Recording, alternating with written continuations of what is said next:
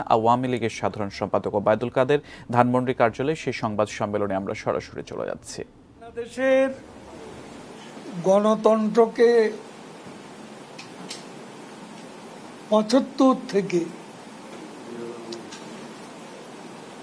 ২০০৬ সাল পর্যন্ত ধ্বংস করেছে বিএনপি। প্রশাসনের নির্বাচন ১,২৩,০০,০০০ ভুয়া ভোটার, হ্যাঁ না ভোটে ১১৪% হ্যাঁ ভোট, এসব কিন্তু তাদেরই সৃষ্টি।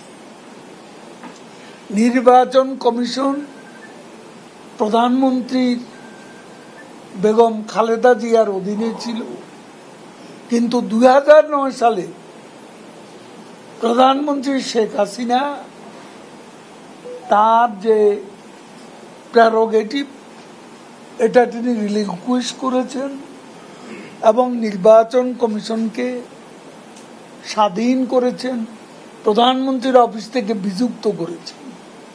আলাদা তাদের অ্যাডমিনিস্ট্রেটিভ পাওয়ার, আলাদা তাদের ফিনান্সিয়াল পাওয়ার, এবং এই নির্বাচন কমিশনকে পার্লামেন্টে আইন করে স্বাধীন সত্তা তাদেরকে অধিষ্ঠিত করা হচ্ছে। কে করেছে এটা? কিন্তু তারপর ৮৬টার মতো সংশোধনী আনা হয়েছে, 82 সংশোধনী আনা হয়েছে। এগুলো করেছেন কি? তাহলে প্রয়াসটা কার আছে? শেখ হাসিনা এই কাজটা করেছে। কাজে আর বিএনপি কি করেছে? মাগুরা মার্কা নির্বাচন, 15 ফেব্রুয়ারির নির্বাচন, প্রহসন, ১,২৩,০০,০০০ ভুয়া ভোটার। এই যে জরুরি সরকার আসার আগে যে নির্বাচন হওয়ার কথা ছিল ২০০৬ সালে, তো এগুলো তো তাদেরই, এটা তো বিএনপি করছে। বিএনপি গণতন্ত্রের প্রতি তাদের আগ্রহ কোনোদিনও ছিল না।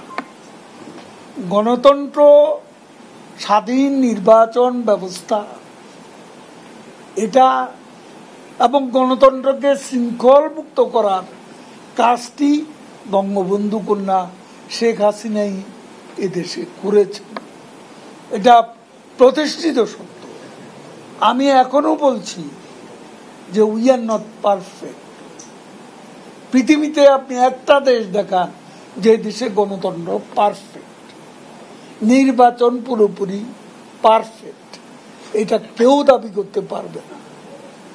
আমরাও পারফেক্ট এইটা দাবি করি না, তবে আমরা পারফেক্ট গণতন্ত্রকে ম্যাচুরিটি দেওয়ার জন্য আমাদের আপ্রাণ চেষ্টা চলছে।